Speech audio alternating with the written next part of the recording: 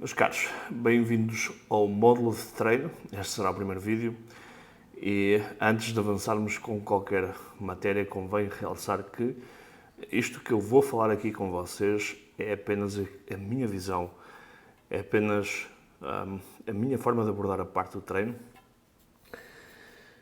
e que não deve ser considerado um dogma, ou seja, que não é o único caminho. Não é uma verdade incontestável. Eu procurei ao máximo juntar aqui as referências que pude encontrar a respeito de treino que justificassem, obviamente, a experiência prática que tenho, não é? E consegui aqui encontrar forma de vos passar a informação em que consigo expor a experiência e aquilo que diz a ciência, mas especialmente no que diz respeito à parte do treino, há muitos caminhos para chegar ao mesmo destino. Não é? Há muitos tipos de treino, há muitas formas de abordar o treino. Como eu costumo dizer, o treino é daquelas coisas que é difícil errar, porque mesmo fazendo mal, possivelmente a pessoa vai conseguir ter resultados, a parte do treino. Mas, ainda assim, o nosso objetivo é optimizar tudo aquilo que a gente faz. Estudamos isso na parte da dieta, formas de optimizar cada um dos processos, e é justamente isso que faremos aqui neste módulo, optimizar o treino de forma a obtermos o máximo dele. E uma das coisas que convém realçar antes de avançar também será o facto de o treino ser feito sempre com um objetivo apenas, que é proporcionar um estímulo tal que permita ao nosso corpo não só a manutenção da massa muscular, como a hipertrofia. O que é que vai ditar realmente se nós hipertrofiamos o nosso músculo ou se simplesmente o conseguimos manter? Será a parte da dieta. Foi isso que falámos já no módulo de nutrição, que aquilo que vai ditar se a gente cresce ou se a gente define é justamente a relação entre intake calórico e dispêndio energético. A função do treino numa fase de corte é o de segurar a massa muscular. Já está. É pouco provável que numa fase de corte haja aumento de massa muscular, embora em algumas situações possa acontecer, haja situações de recomposição corporal, como já falámos no módulo anterior.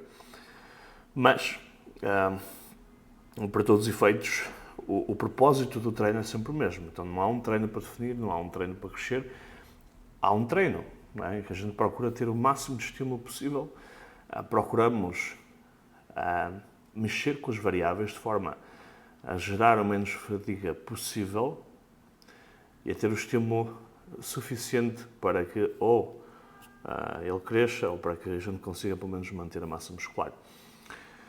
Dito isso, será fácil depois, ao longo deste módulo, falarmos sempre do mesmo, para não estarmos a falar de fase de definição, fase de volume, porque isso refere-se justamente à dieta, não à parte do treino. Okay? Então, nesse sentido, o treino, o objetivo do treino, ou a forma como vamos abordar o treino, vai ser igual nas diferentes fases. E como vimos no módulo de nutrição, em fases de corte, especialmente nas últimas semanas, há uma necessidade maior de gerir a fadiga. E é a única coisa que acaba por influenciar mais a nossa prescrição do treino nessa fase. Porque, de resto, o objetivo será sempre procurar a sobrecarga, o princípio da sobrecarga, que é procurar fazer um estímulo que não foi feito antes. E isso vai fazer com que o corpo sinta necessidade de se adaptar. É simples. É como o nosso corpo, eventualmente, leva uma coça, não é? Submete-se a um tipo de esforço que ele não está acostumado a fazer. Então, de uma forma alegórica, podemos pensar que ele diz para si mesmo: eu tenho que me proteger contra este esforço, eu tenho que me preparar para que, se numa próxima eu tiver que o fazer, eu consiga fazer de forma mais eficiente e para que não leve esta coça. Né? E então é isso que ele faz, adapta-se. Mas só se vai adaptar se houver necessidade realmente de o fazer, porque muito daquilo que eu observo hoje em dia, em termos de treino, feito no ginásio, por parte da maior parte das pessoas, está longe de ser um estímulo que exija adaptação. Então as pessoas limitam-se a fazer o mesmo vezes e vezes sem conta ou limitam-se a estar numa zona de conforto, o que não vai provocar qualquer mudança. Então nós podemos ali aumentar peso, podemos reduzir de peso, mas estímulo que vá mudar realmente o corpo de uma forma mais pronunciada não existe. Então muita gente às vezes foca-se no que devem tomar no pós-treino, na suplementação, inclusive na química, quando o principal, aquilo que vai, não diria o principal porque tudo é importante neste processo, mas aquilo que vai a priori determinar o estímulo, que vai provocar um estímulo e que vai obrigar à adaptação, não é tido em conta, ou é levado de uma forma leviana. Então, havendo esse estímulo, há uma necessidade de adaptação e esse estímulo por si só já é gerador de fadiga. Portanto, vocês vão poder observar aqui o gráfico que eu vos vou colocar aqui eventualmente ao lado. E por aí vocês percebem que no início há um estímulo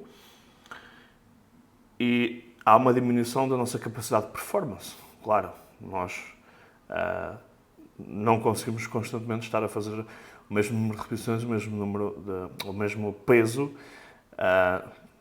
série após série. Vai-se criando fadiga e mesmo no dia seguinte ainda há fadiga gerada que necessita recuperação da nossa parte.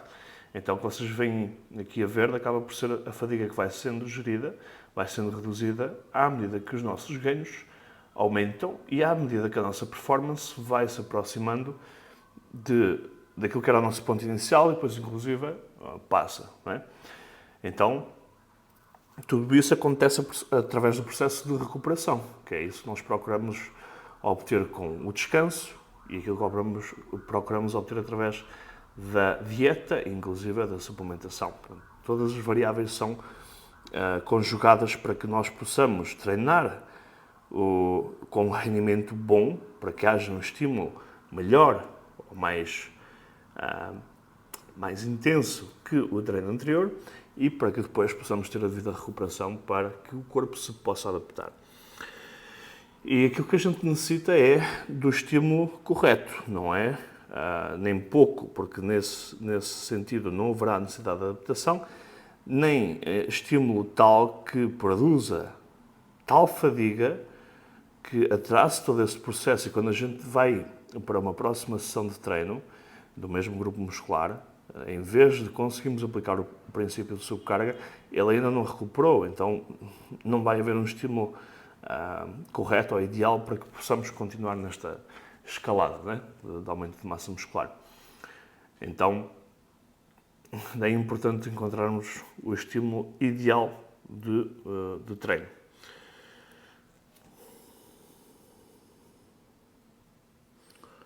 E o que é que seria esse estímulo? Em que é que se concretiza? Não é? Como é que a gente pode transferir isto para o nosso treino?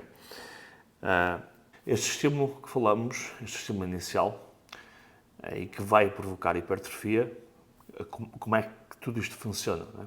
Como é que o podemos colocar aqui em palavras e depois passar para a parte do treino? Havendo esse estímulo inicial, há uma sinalização molecular que vai levar a que haja síntese proteica.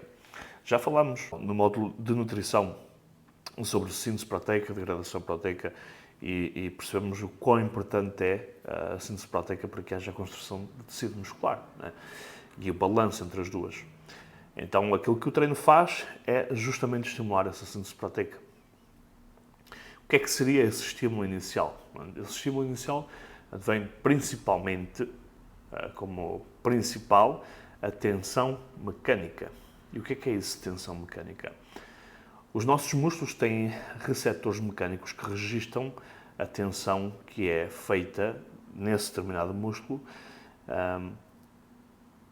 não só em amplitude ou em magnitude, mas como em duração. Portanto, quando a gente está a executar um exercício e com um determinado peso, o curl, por exemplo, ou rosca, nós estamos a aplicar uma tensão nesse mesmo grupo muscular.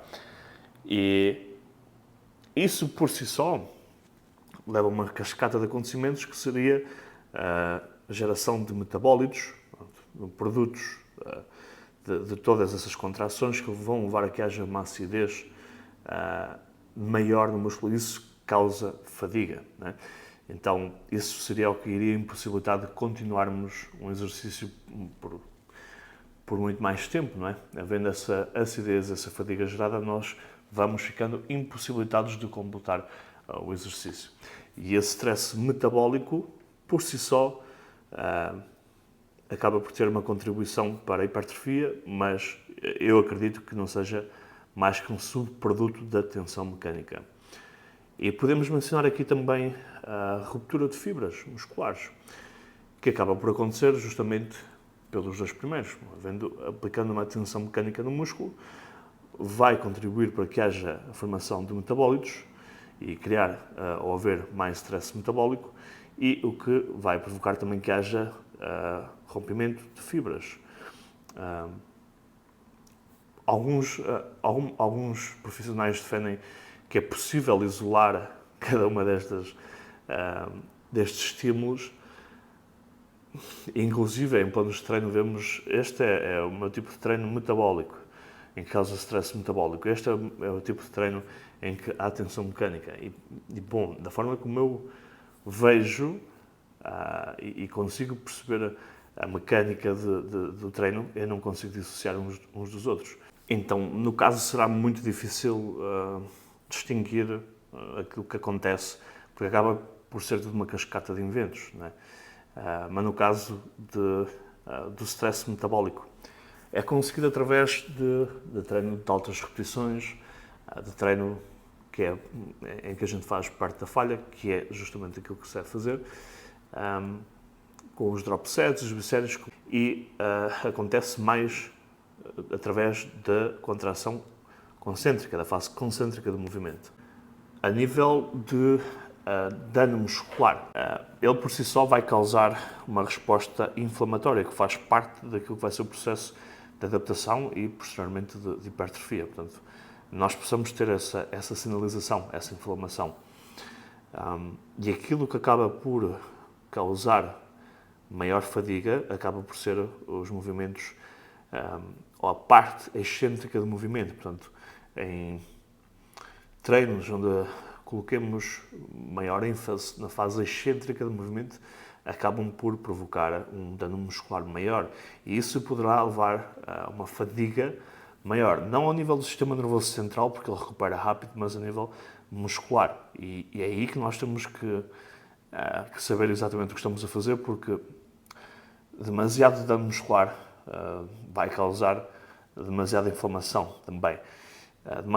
Demasiado dano muscular vai possivelmente limitar a hipertrofia que estaremos aptos a ter se não houver o devido tempo de recuperação. Daí eu vos ter dado o exemplo de que se nós vamos treinar pernas hoje, não é? E quando a gente vai ter um segundo estímulo, seja em 4 dias ou 5 dias, dependendo daquilo que está no vosso plano, nós ainda não conseguimos, pelo menos, igualar as cargas que fizemos, não conseguimos ter um rendimento ou uma performance igual ou superior, pois nós não estamos a recuperar devidamente. Então, dificilmente nós vamos ter depois um estímulo ideal para que possamos seguir com a hipertrofia. Então, daí eu achar que realmente tudo está ligado, está tudo conectado, não podemos realmente separar umas coisas das outras. A tensão mecânica está aplicada em qualquer exercício que a gente faz, portanto, a tensão que colocamos no músculo, e isso seria o mais importante de tudo. À parte, eu vejo muita gente a aplicar muitas técnicas de intensidade, ou neste caso, muito treino que vai causar muito stress metabólico, não é? Como falei há bocado das giant sets, drop sets, muitas repetições, e isso poderá levar a que a execução desse tipo de treino possa retirar tensão mecânica, em que a pessoa está tão preocupada em fazer todas essas repetições e todas essas técnicas de intensidade e não estar a aplicar a devida tensão mecânica no músculo. Então, muita cautela com esse tipo de técnicas de intensidade que fazem sentido, sim, colocar numa determinada fase para determinados indivíduos ao longo de um bloco de treino, em termos específicos. E sobre isso falaremos depois mais à frente. E sobre esta primeira aula será tudo. Até à próxima aula.